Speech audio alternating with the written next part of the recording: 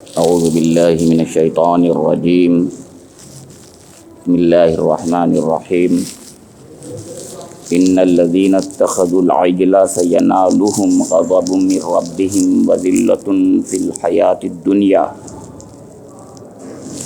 وکذالک نجزی المفترین والذین عملوا السیئات ثم تابوا من بعدها وآمنوا ان ربک من بعدها لغفور رحیم ولما سکت عن موسى الغضب اخذ الالواح وفی نسختها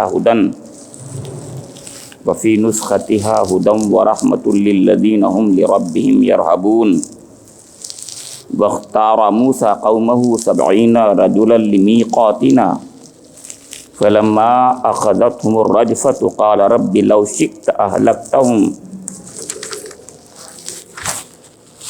رب لو شئت أهلكتهم من قبل وإياي أتهلكنا بما فعل السفهاء منا إن هي إلا فتنتك تضل بها من تشاء وتهدي من تشاء أنت ولينا فاغفر لنا وارحمنا وأنت خير الغافرين واكتب لنا في هذه الدنيا حسنة وفي الآخرة إنا هدنا إليك قال عذابی اصیب به من اشاء ورحمتی وسعت کل شیء فسأکتبها للذین یتقون ویؤتون الزکاة والذین هم بآیاتنا یؤمنون صدق اللہ مولانا العظیم۔ یہ سورہ الاعراف کے 19ویں رکوع کی 5 آیات جو 152 تا 156 آیات پر مشتمل ہیں آپ کے سامنے تلاوت کی گئی ہیں۔ ان آیات کریمہ کا ترجمہ ایسے کیا گیا ہے: جواب میں ارشاد ہوا، جن لوگوں نے بچھڑے کو معبود بنایا وہ ضرور اپنے رب کے غضب میں گرفتار ہو کر رہیں گے اور دنیا کی زندگی میں ذلیل ہوں گے۔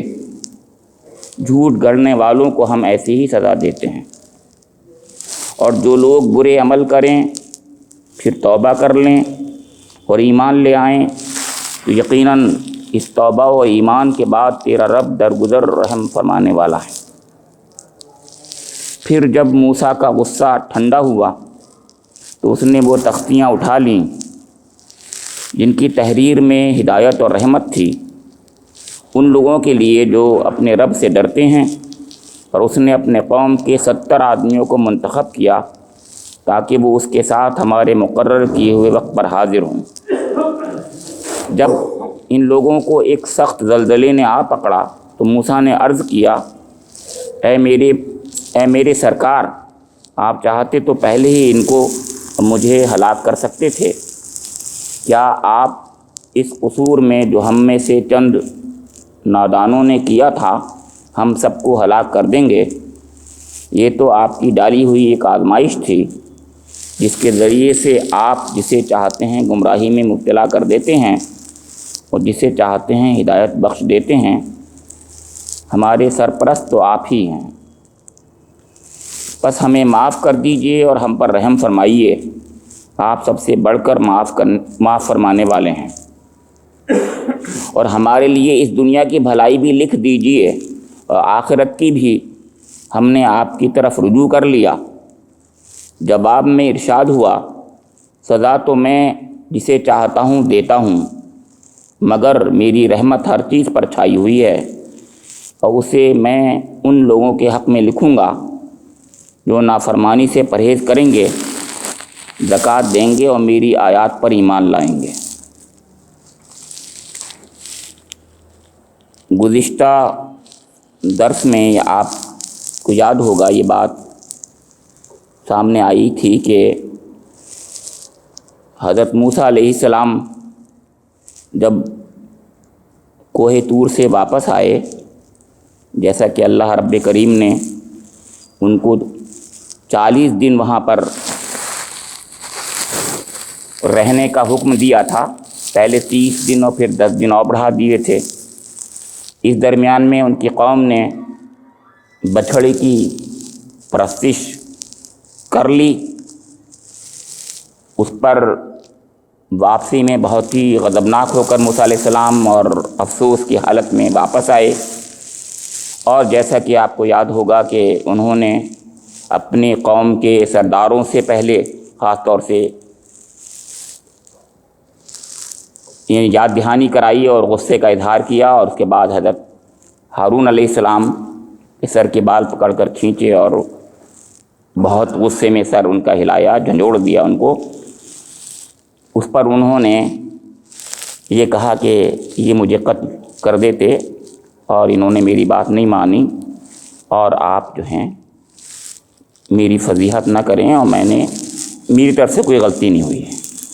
اس پر حضرت موسیٰ علیہ السلام نے دعا کی تھی، آپ کو یاد ہوگا آخر میں وہ دعا اپنی طرف سے بھی کی ہے، قال رب اغفر لی ولأخی وادخلنا فی رحمتک وانت ارحم الراحمین۔ یہ آخری ٹکڑا ہے، آخری آیت ہے جو دعا کی، وہ دعا انہوں نے وہاں کی۔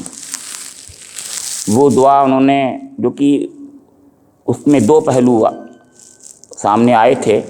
ایک تو یہ کہ اس وقت انہوں نے ان کے ہاتھ سے تختیاں گر گئی تھیں، یا پھینک دی تھیں انہوں نے، یا ڈال دی تھیں۔ دوسری بات یہ ہے کہ انہوں نے بہت سختی کا اظہار کیا تھا اپنے بھائی کے ساتھ میں۔ تیسری بات یہ تھی کہ ان کی قوم نے جو غلطی کی تھی اس میں ان کا اپنا حصہ وہ سمجھتے تھے بھی تھا، کہ وہ اس کی صحیح تربیت میں کوتاہی اپنے لحاظ سے سمجھتے تھے، کر گئے۔ یعنی اللہ تعالیٰ نے جو بلایا تھا اس بلانے سے پہلے پہنچ گئے۔ یہ بات سورہ طٰہٰ سے معلوم ہوتی ہے۔ یہ گویا یہ تمام چیزیں تھیں جس پر انہوں نے توبہ کی، اللہ سے معافی مانگی۔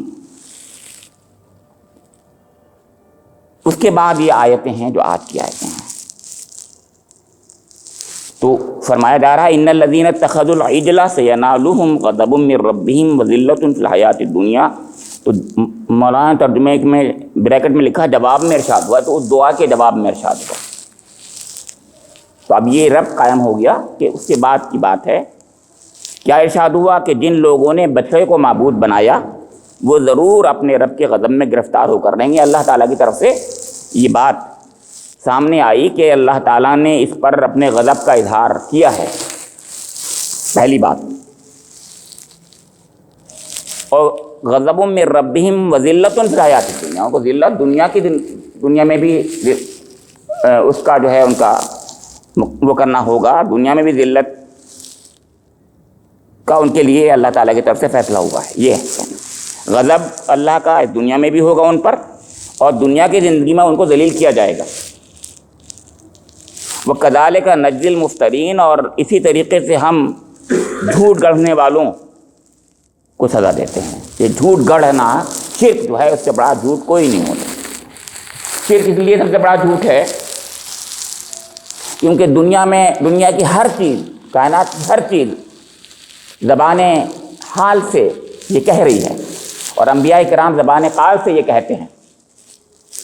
اللہ کی کتابیں زبان قال سے یہ کہتی ہیں کہ اس کائنات کا صرف ایک خدا ہے۔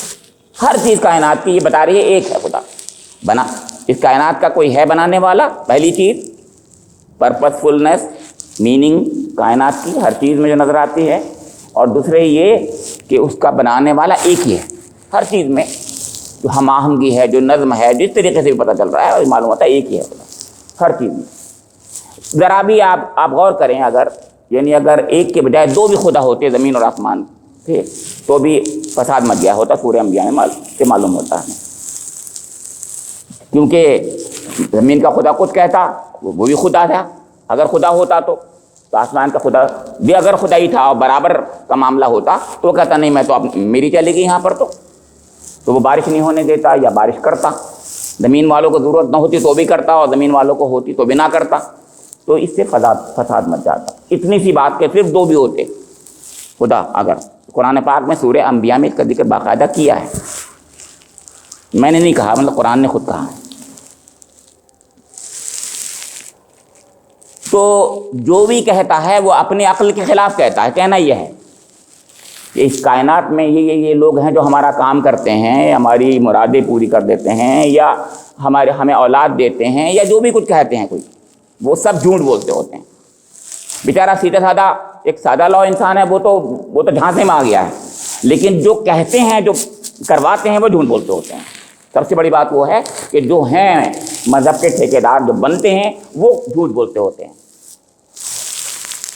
تو یہ بات فرمائی یہاں پر, وہ کذالک نجزی المفترین, انہیں اللہ کا غضب اس لیے بھڑکے گا ان پر کیونکہ وہ کھلم کھلا جھوٹ گڑھ رہے ہیں.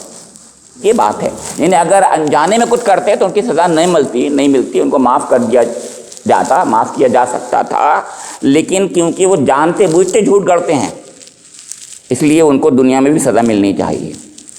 اور میں بتا رہا ہوں آپ کو کہ جن لوگوں نے بچڑے کو پوجا تھا, سورہ بقرہ میں آئیے آپ تو آپ کو یاد ہوگا کہ وہاں پر ہے کہ تم توبہ کرو لباریکم فاقتلوا انفسکم. تو کیسی توبہ کرو؟ ایسے توبہ نہیں کرنا ہے, بلکہ اب تمہیں قتل کرنا ہے اپنے بھائیوں کو. انفسکم کا مطلب یہ کہ تمہارے اپنے ہی تو ہیں, وہ اپنی جان. ان کا مطلب یہ بھی تھا کہ ان لوگوں کو جو کہ خود ہیں ان کو بھی سزا ملنی ہے. تو یہ سزا ان کے لیے تھی, اتنی سخت سزا اللہ تعالیٰ نے دی تھی ان کے لیے. یعنی یہ کہ ان میں سے جو ان کے قبیلے کے وہ لوگ تھے جنہوں نے بالکل یعنی بچڑے کی پوجا نہیں کی تھی, بالکل پوجا نہیں کی تھی, بالکل, بلکہ منع کیا تھا, لیکن ان کی بات نہیں مانی گئی. اب حضرت موسیٰ علیہ السلام کے آنے کے بعد میں ان لوگوں پر جنہوں نے کہ بچڑوں کو پوجا تھا, ان کے لیے سزا کی کہ تم وہ لوگ جنہوں نے غلط سمجھا بھی تھا, تو اب اس کو اور ثابت کرو, کیونکہ بہرحال تم نے کیا تو تھا لیکن تم کر نہیں پائے. کچھ لوگوں نے کہا, مفسرین نے, کہ ان لوگوں سے کہا کہ جن سے ابھی غلطی سرزد ہو گئی تھی, وہ تو جو سیدھے سادے جنہوں نے منع کر دیا تھا ان کو تو اللہ تعالیٰ نے بخش دیا بالکل پہلے. اب رہ گئے دوسرے لوگ, 3 گروہ ہوتے, میں نے پچھلی بار بتایا تھا. وہ لوگ جو دیکھتے رہے خاموشی سے کہ ٹھیک ہے یار, ہمیں کیا دیکھنا, ہمیں کیا کرنا ہے. ان سے کہا گیا نہیں, تم نے غلطی کی, تمہیں روکنا تھا, لہٰذا اب تم یہ کرو کہ ان کو جو کہ غلط کام کر رہے تھے ان کو قتل کر دو. بہت بڑی بات ہے, بہت سخت بات ہے, لیکن بہرحال کیونکہ اگر تم سمجھتے ہو کہ یہ غلط کام تھا تو اب تمہیں یہ کرنا ہے, پھر بھائیوں کو قتل کرو. اور ان کی سزا یہ ہے کہ ان کو قتل ہونا چاہیے اب, کیونکہ انہوں نے بہت بڑا جرم کیا ہے. تو یہ بات سورہ بقرہ سے پتہ چلی, اور جگہ سے بھی پتہ چلتی. پھر دوسری بات, لیکن ایک وہ لوگ ہیں جو کہ توبہ کر رہے ہیں, یا یہ کہا, اب اس پر ہمارے مفسرین نے دوسری بات بھی کہی کہ ان میں سے کچھ لوگ ایسے تھے جو ڈھیٹ تھے بڑے, انہوں نے کہا ہم تو نہیں کریں گے, ہم کیسے ہوگا. تو ان کو تو قتل کی سزا ملی, لیکن کچھ ایسے تھے جنہوں نے ہاتھ جوڑ لیے اور معافی مانگ لی. موسیٰ علیہ السلام کے سامنے ہی اسی وقت انہوں نے فوراً توبہ کر لی کہ اے موسیٰ, آپ اپنے رب سے دعا کر دیجیے, ہم نے توبہ کر لی, ہم جو ہے اب کبھی ایسی غلطی نہیں کریں گے. تو توبہ کر لی, تو پھر ان کو قتل نہیں کیا گیا. یہ مفسرین نے کہا, یہ بات بھی سمجھ میں آتی ہے. کچھ ایسے تھے جو نہیں, باغ نہیں آئے, پھر بھی نہیں آئے بات, انہوں نے کہا ارے نہیں, ہمیں کیا پتہ, جو بھی کہا ہوگا, جیسے ہوتے ہیں, کیونکہ ان کی قوم بہت خراب تھی, آپ کو پتہ ہے. یہ وہی تو قوم ہے جو آج تک سب سے زیادہ بری قوم مانی جاتی ہے, جس نے موسیٰ علیہ السلام کے سامنے کہہ دیا تھا, آپ کو یاد ہوگا, کہ ہمیں بنا کے دے دو ایک بت اور ایک خدا, جیسا کہ یہ ان کا خدا ہے. ابھی کی بات تو آپ کو یاد ہوگا, یہی تو تھی, یہی قوم تو تھی ان میں سے. تو ان میں سے کچھ لوگ ایسے تھے بھی, اور انہی میں تو سامری بھی تھا جس نے باقاعدہ بچڑا بنایا تھا. وہ سب یہی لوگ تھے, موسیٰ علیہ السلام کی قوم میں ہی سب لوگ ہیں. ایک سامری بنا ہوا ہے, ان میں ایک سامری ہے, اور سامری کو ساتھی بھی ہوں گے بالکل, جو ساتھ اس کے لگے ہوں گے. تو ان کی بات ہو رہی ہے, وہ قتل ان کو کیا گیا ہے جو سامری کے ساتھی ہیں. اور سامری کے لیے تو الگ ہی ایک عذاب ہے جو سورہ طٰہٰ میں ذکر ہے. بہت ہی سخت عذاب ہے کہ لامساس, مجھے مت چھو, دور سے ہی بس اس پر تب چڑھ جاتی تھی, قریب کوئی بھی آتا تھا تو اللہ تعالیٰ کی طرف سے اتنا سخت غضب اس کے ساتھ ہوا. تو کئی گروپ ہوئے, ان گروہ میں یہ بات آئی کہ ان سے کہا گیا کہ جو لوگ خاموش رہے تھے کہ تم اب ان کو مارو, قتل کرو. تو والذین عملوا السیئات ثم تابوا من بعدها وآمنوا ان ربک من بعدها لغفور رحیم. جنہوں نے برے عمل کر لیے پھر توبہ کر, من بعدها, اس کے بعد توبہ کر لی, وہ آمنو اور پھر ایمان بھی لے آئے. یہ آمنو کیوں کہا؟ یہ اس پر مفسرین نے خاص بات کہی ہے.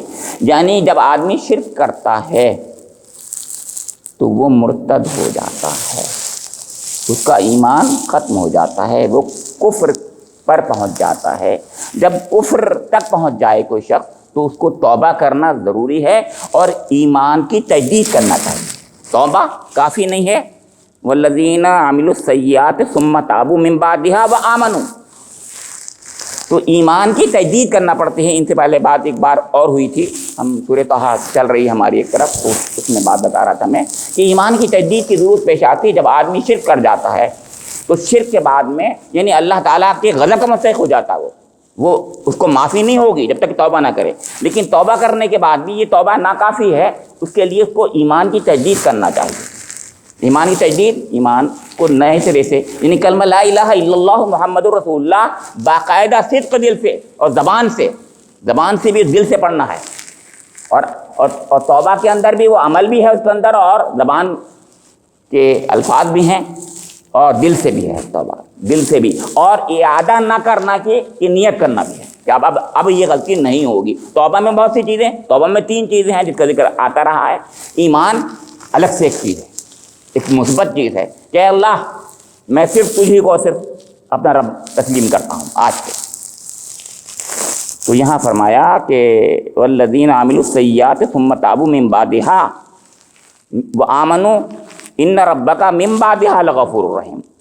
تو آپ کا رب یقیناً اس کے بعد جو ہے، یعنی آپ اس کو رب کو اپنے غفور اور رحیم پائیں گے، ضرور پائیں گے. اللہ غفور الرحیم، وہ ضرور بخشنے والا اس کو پائیں گے اور رحم کرنے والا پائیں گے، یعنی معاف کر دے گا. تو میں نے بتایا کہ اس میں 2 باتیں ہیں.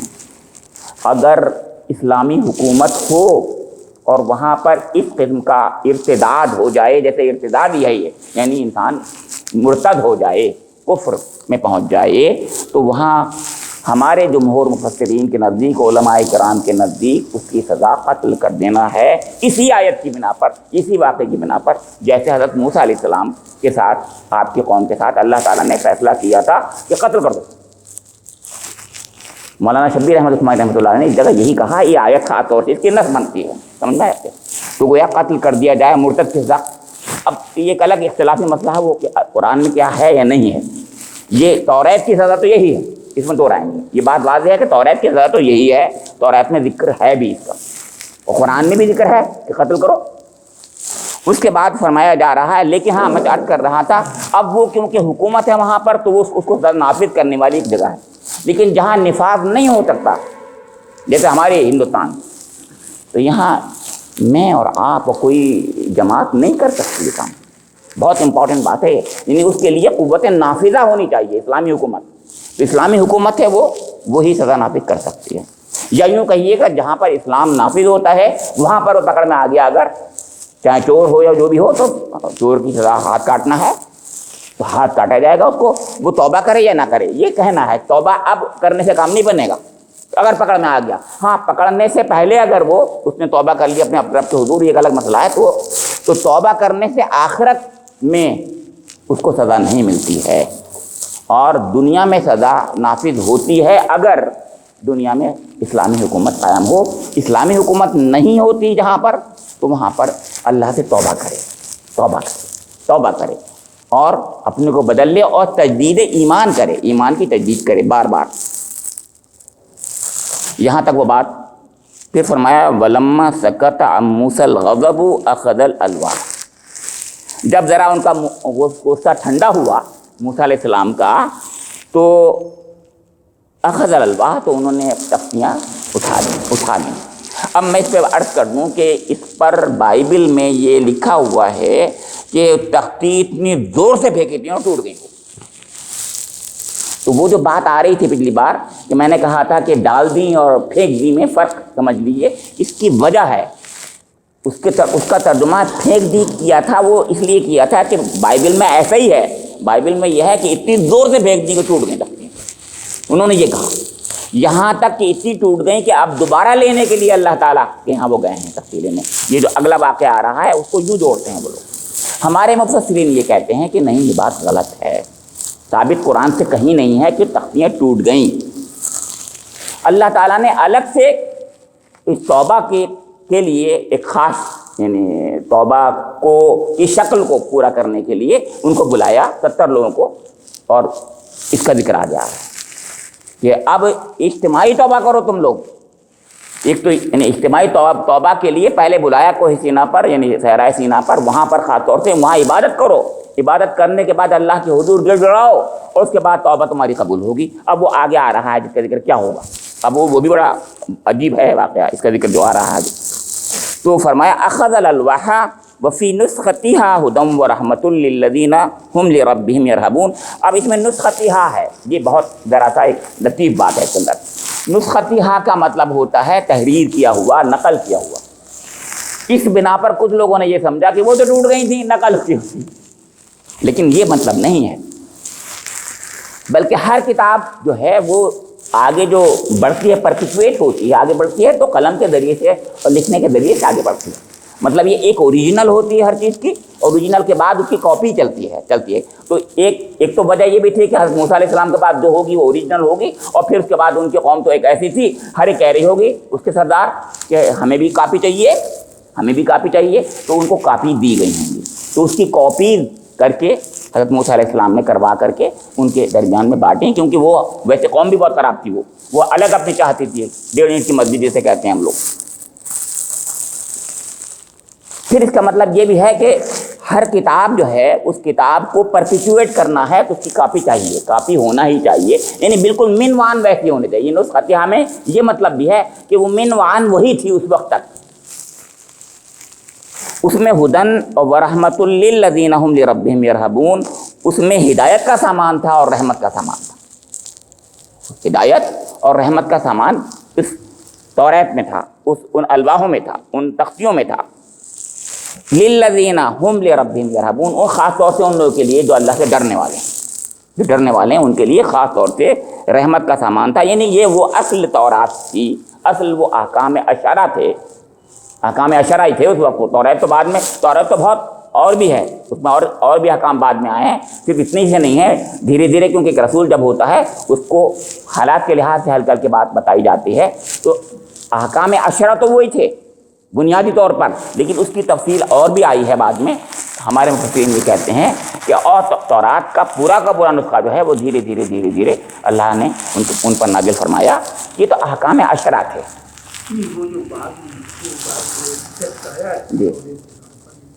جی میں بتاتا ہوں، اس میں بھی اختلاف ہے۔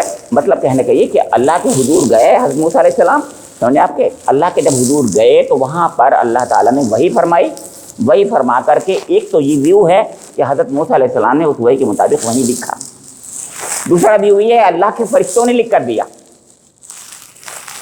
کیونکہ قرآن جس انداز سے بات کر رہا ہے اس میں یہ لگتا ہے، کیونکہ خاص طور سے الواح کا ذکر آ رہا ہے کہ اللہ تعالیٰ نے خاص طور سے ان کو ایک کرم کیا ان کے ساتھ میں کہ وہ لکھی لکھائی تختیاں دی ہیں۔ اب کیسے لکھائی دی اس سے کوئی بہرحال ہمیں بحث نہیں ہونی چاہیے، ہمیں یہ ہے کہ مگر وہ جو تھا اس وقت، یہ الواح میں جو لکھا تھا اس وقت وہ 10 تھے، احکام اشرعی تھے، یہ بات کہہ رہا ہوں میں۔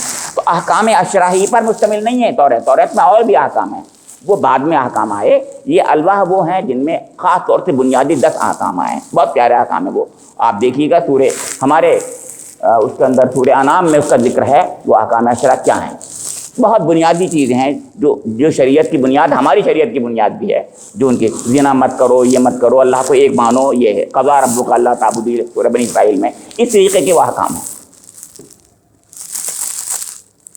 اب دیکھیے اس کے بعد فرمایا واختار موسیٰ قومہ 70 رجلا لمیقاتنا، اب اس کے بعد فرمایا کہ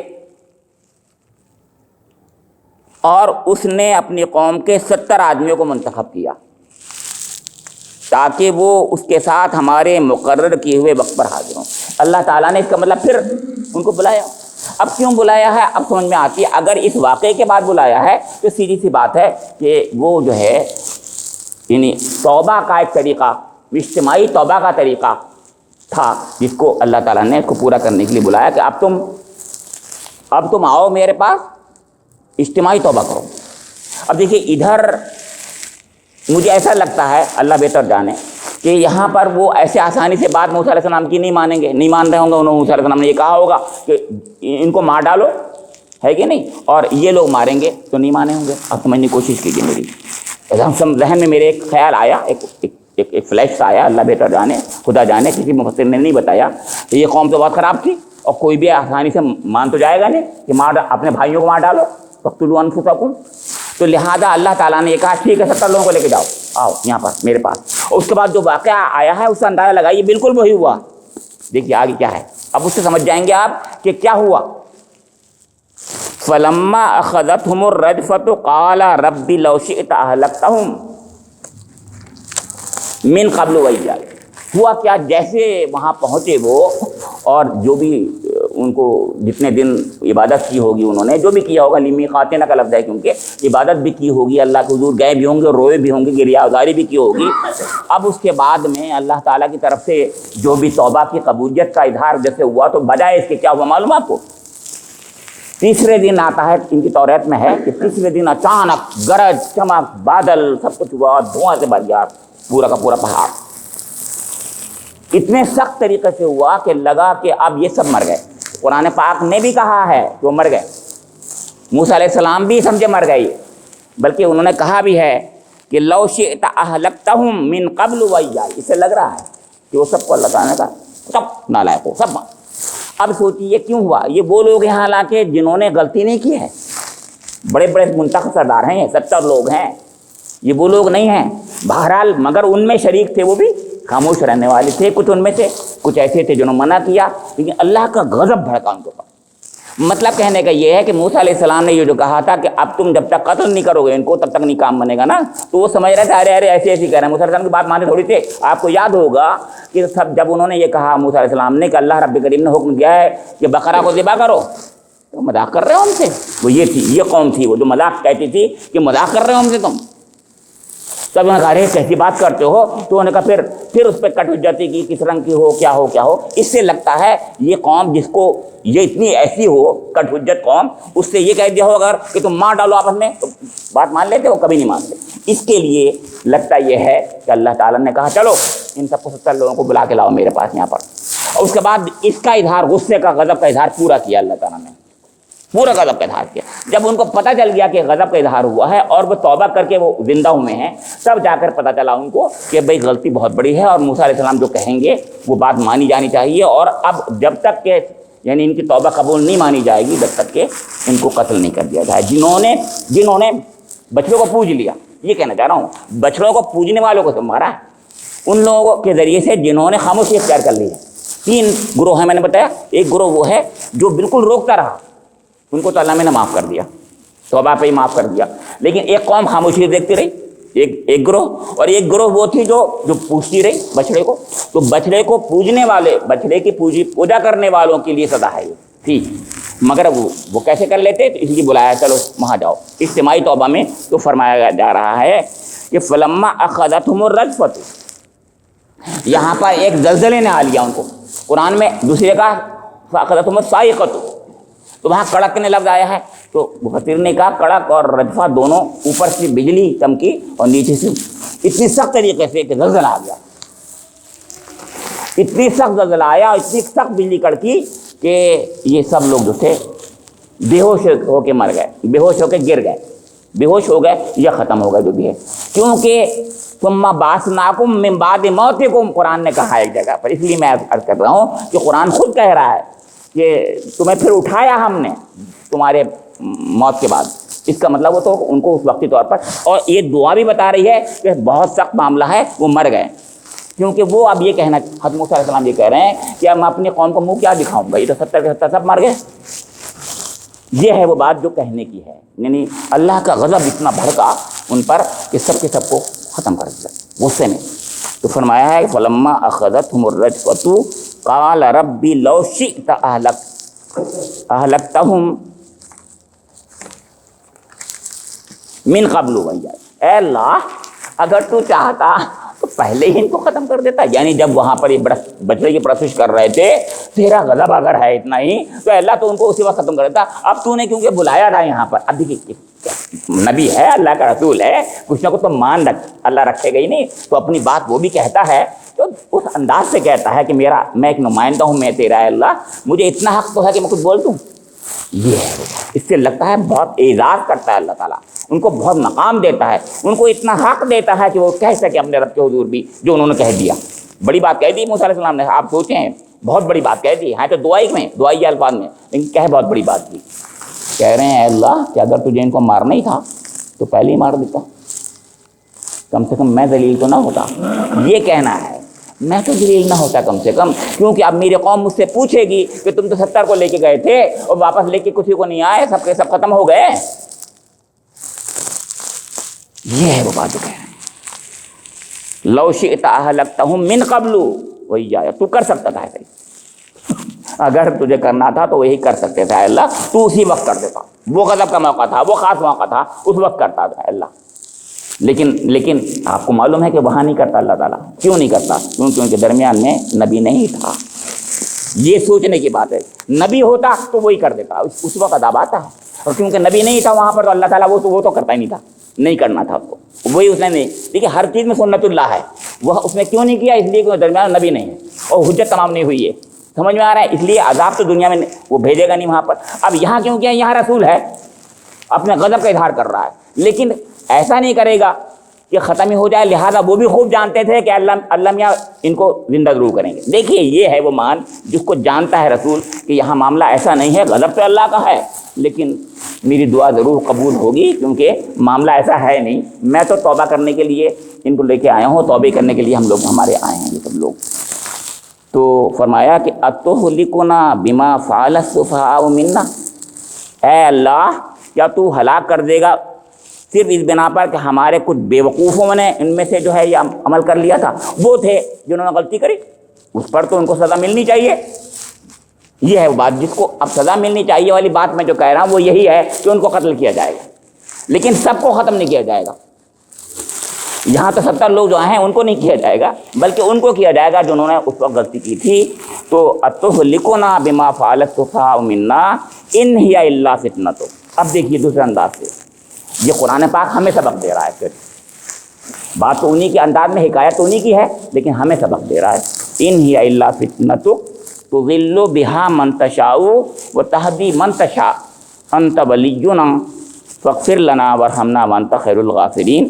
فرمایا کہ یہ تو تیری ایک آزمائش تھی، تیرا ایک فتنے کی شکل میں ایک آزمائش تھی. یعنی دنیا میں جو کچھ بھی ہوتا ہے وہ اللہ کی طرف سے ایک آزمائش ہوتا ہے، چاہے وہ ہمارے نظر میں وہ ایک فتنہ بن جائے، اور فتنہ بن جاتا ہے. پھر فرمایا کہ دیکھو اے اللہ تو خوب جانتا ہے کہ جو کچھ بھی ہوتا ہے یہاں پر. اب وہی بات ہے جس کو تمام لوگ اس قرآن کے تعلق سے جوڑ کر کے کہہ دیتے ہیں کہ قرآن کے ذریعے سے کچھ لوگ گمراہ ہو جاتے ہیں اور قرآن کے ذریعے سے کچھ لوگ جو ہیں آتے ہیں. قرآن میں یہاں دوسری بات دیکھیے پھر فرمائیے، غور کر لیجیے گا.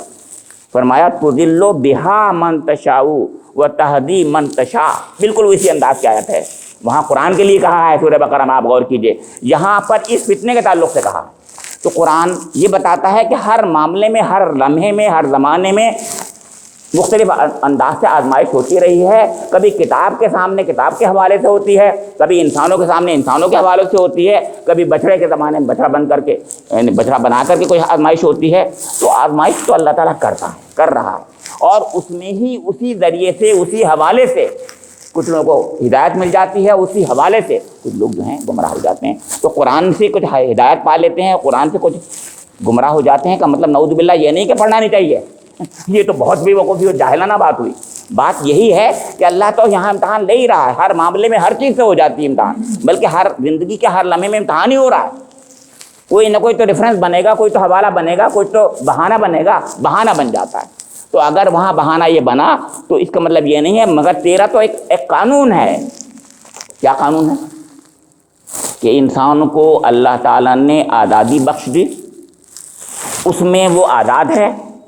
اللہ تعالیٰ امتحان لے رہا ہے، اس امتحان کے ذریعے سے اب اس عقل کا صحیح استعمال کرتا ہے تو اس کو اس کے لیے اجر ہے، غلط استعمال کرتا ہے تو سزا اس کو ملنی چاہیے. دنیا میں بھی ہم عقل کا صحیح استعمال نہیں کرتے سزا مل جاتی ہے بھائی میرے. ہوتا ہی نہیں ہوتا. دنیا میں بھی ہم غلط اگر کام کرتے ہیں, اپنے عقل کا فیصلہ کے خلاف کرتے ہیں, تو سزا ملتی ہی نہیں ملتی. تو اس جگہ تو ہم کچھ نہیں کہتے, وہ اللہ میاں پر نہیں ڈالتے ہم. اور وہاں پر جہاں ایمان اور اس کا معاملہ ہوتا ہے وہاں اللہ پہ ڈال دیتے ہیں. کتنی غلط بات ہے. اللہ تعالیٰ کو ایسی جگہ پر کیوں ہم درمیان میں ڈالتے ہیں؟ یہ ہے بات جو قرآن نے, مگر اصل میں اللہ ہی کی توفیق سے ہوتا ہے. یہ بتانا مقصود ہے یہاں پر کہ ہے تو اے اللہ تیری طرف سے ہی امتحان, اور امتحان جب تیری طرف سے ہے تو اصل میں تو ہی ہے. انت ولینا, تو ہمارا کارساز ہے, تو ہمارا ولی ہے. انہوں نے جو ترجمہ کیا آپ سمجھ رہے ہوں گے, دیکھا ہوگا, ہمارے سرپرست تو آپ ہی ہیں کہا. فاغفر لنا ورحمنا وانت خیر الغافرین, تو اے ہمارے رب تو ہم کو بخش اور ہم پر رحم فرما, اور بہترین بخشش کرنے والے تو آپ ہی ہیں. انت خیر الغافرین, بہترین بخشش کرنے والے آپ ہیں. یہ اس طریقے کی دعا ہے, اور کس گریہ و زاری سے کی ہوگی ہم تصور نہیں کر رہے ہیں. ہمیں لگ رہا ہے کہ ان میں گستاخی ہے, نہ, بلکہ وہ کچھ رو رہے ہیں. آپ سوچیے, موسیٰ علیہ السلام رو رہے ہیں اور یہ کہہ رہے ہیں گویا میں نے ابھی آپ کو بتایا تھا کہ اے میرے رب, میں اپنے قوم کو اب منہ کیسے دکھاؤں. یہ کہنا چاہ رہے ہیں. اب میں کیسے منہ دکھاؤں گا؟ میں آیا اس لیے تھا کہ میں یہ کہہ کے آیا تھا کہ ان کی توبہ, ان کو اجتماعی توبہ کے ذریعے سے سب کی توبہ قبول ہو جائے گی. اپنے رب کے حضور جاؤں گا, ہے کہ نہیں, واپس ہم آئیں گے انشاءاللہ, سب کی توبہ قبول ہو جائے گی. تو میں نے تو ادارت بنائی تھی قوم کی, اور یہاں تو معلوم ہے ان کے کسی کے چچا, کسی کے بھائی, کسی کا بیٹا سب مر گیا, ختم ہو گیا. یہ کیسے ہو گیا؟ تو میں منہ کیسے دکھاؤں گا؟ اس کے لیے انہوں نے اس انداز سے دعا کر دی. اب اس پر غور کیجیے, اللہ تعالیٰ نے کیا رسپانس کیا دیا. ہاں, ابھی دعا پوری کر لیں. وَاكْتُبْ لَنَا فِي هَذِهِ الدُّنْيَا حَسَنَةً وَفِي الْآخِرَةِ إِنَّا هُدْنَا إِلَيْكَ. یہاں تک اور دعا کی, یعنی اس میں اور مزید بھی دعا کر لی. یعنی آدمی کو موقع جب ملتا ہے بندے کو, تو دعا کرے تو اور کر لینا چاہیے. یہ ہمیں سکھایا جا رہا ہے. یعنی جتنی ہمیں جس موقع پر جتنی ضرورت ہے اس سے زیادہ دعا مانگ لینا چاہیے. تو انہوں نے اس کے آگے دعا مانگ لی. وہ دعا کیا ہے؟ اسی پر آگے کی آیتیں جو ہیں بہت اہم ہیں, جو اگلے درس کی ہیں, کہ الذین یتبعون الرسول النبی الامی الذی یجدونہ مکتوبا. اس کے آگے ایک دم اگلی الذین سے جڑی ہوئی ہے. یعنی مطلب یہ دعا جو مانگ لی انہوں نے بہت بڑی مانگ لی, بلکہ انہوں نے یہ کہہ دیا کہ اللہ نہ صرف یہ تو ان کو زندہ کر دے, ان کو معاف کر دے, بلکہ دنیا میں ان کا وہ مقام ان کو دے بخش دے جو کسی کو مقام نہ ملے. یہ آیا ہے تفسیروں میں, ان کو وہ مقام بخش دے, میرے قوم کو وہ مقام بخش دے جو کسی کو نہیں ملا, میری امت کو. تو اللہ تعالیٰ نے پہلے بتا دیا کہ میرا قانون کیا ہے, یا آگے آئی رہے. اس کے بعد فرمایا نہیں, یہ صرف اس دن تک کے لیے ہے, تمہاری قوم آگے رہے گی جب تک میرا وہ حبیب, میرا نبی خاتم نہیں دنیا میں تشریف لائے گا. اور جب نبی خاتم نبی امی آ جائے گا تو پھر تو اس پر منحصر ہے کہ تمہاری قوم اگر مان لے گی اس کو تو سرفراز ہو جاؤ گے تم, اور اگر نہیں مانے گی تو ذلیل و خوار ہو جائے گی قیامت تک. یہ ہے جو بات آگے کی آیتوں سے پتہ چل رہی ہے. انہوں نے جیسے حضرت سلیمان علیہ السلام نے دعا مانگ لی تھی کہ میری حکومت کے بعد کوئی ایسی حکومت کسی سزاوار ہی نہ ہو, ہے سمجھے آپ کے, ایسے ہی حضرت موسیٰ علیہ السلام نے دعا تو مانگ ہی سکتے ہیں بھائی, اس میں کیا پریشانی ہے, بندہ ہی تو ہے, اچھی دعا مانگو, اس میں کیا پریشانی ہے. تو انہوں نے یہ دعا مانگ لی. اور کیوں نہیں مانگتا؟ ایک نبی ہے اپنی قوم کے لیے, ہر نبی اپنے امت کے لیے مانگتا ہے, اور مانگنا چاہیے اس کو. ہر بڑا آدمی شخص جو ہے, میں ہوں, اپنے گھر والوں کے لیے مجھے مانگنی چاہیے. تو موسیٰ علیہ السلام کیوں نہیں مانگتے؟ تو ان کو موقع ملا تو انہوں نے یہ مانگی ہے دعا.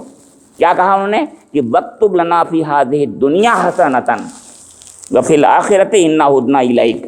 تو اے اللہ تو لکھ دے, یہ کہہ دیا, یعنی مقدر کر, تقدیر لکھ دے, ان کی تقدیر بنا دے ایسی کہ اس دنیا میں بھی یہ حسنہ ہو جائیں, دنیا میں بھی خوب پھلیں پھولیں, اور آخرت میں پھلیں پھولیں. اب یہاں پر بات ہے, تو دنیا میں پھلے پھولیں, یہ تو آج بھی پھل پھول رہے ہیں بظاہر, آپ کو پتہ ہی ہے کہ دنیا میں سب جگہ انہی کی چل رہی ہے, جیوس کی چل رہی ہے, اس میں دو رائے نہیں ہے, سب کچھ انہی کا چل رہا ہے. لیکن آخرت کے لیے تو اللہ تعالیٰ نے فیصلہ جو کرا وہ بتا رہے ہیں, تو وہ یہ ہے کہ حضور نبی اکرم محمد صلی اللہ علیہ وسلم کے ساتھ میں ہی ہے, اور دنیا میں بھی بظاہر تو ان کی چل رہی ہے, وہ بھی کسی کے ساتھ میں لگے ہوئے ہیں.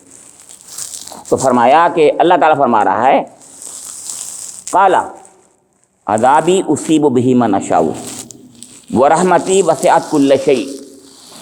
فَسَأَكْتُبُهَا لِلَّذِينَ يَتَّقُونَ وَيُؤْتُونَ الزَّكَاةَ وَالَّذِينَ هُمْ بِآيَاتِنَا يُؤْمِنُونَ۔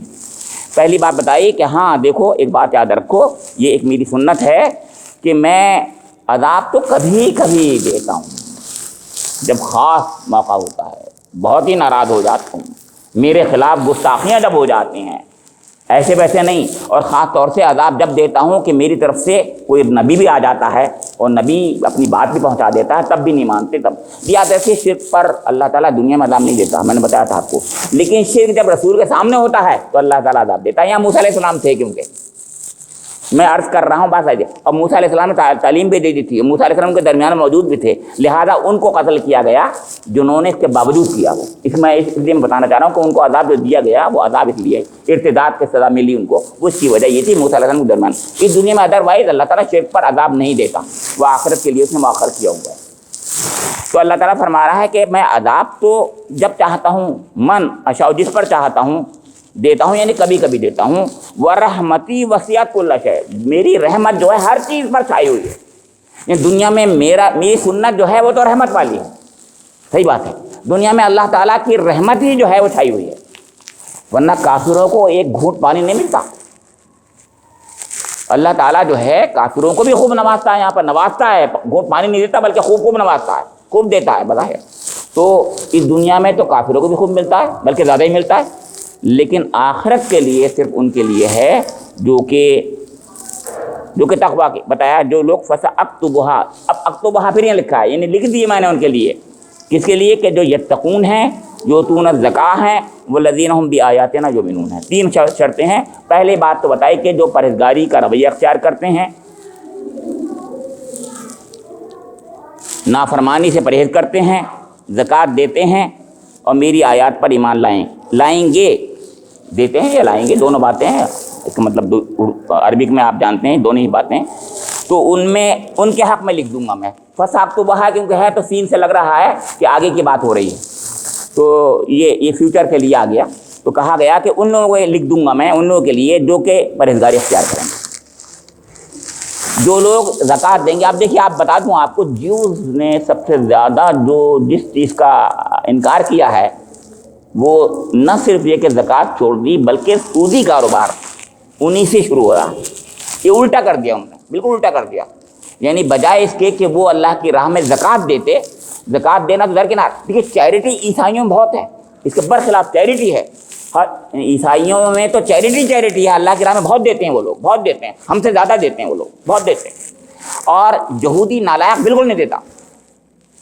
اور اس کے برخلاف یہودی کیا کرتا ہے آپ کو پتہ ہے؟ دنیا میں جہاں بھی بینک ہیں، بینکنگ سسٹم ہے، سودی کاروبار ہے، اس کا سورس وہی ہے، آپ کو پتہ ہے دنیا میں سارا کا سارا سودی کاروبار، مہاجن اور سب کچھ یہ انہی سے شروع ہوا ہے، مہاجنی سود جو ہے ان سے شروع ہوا ہے۔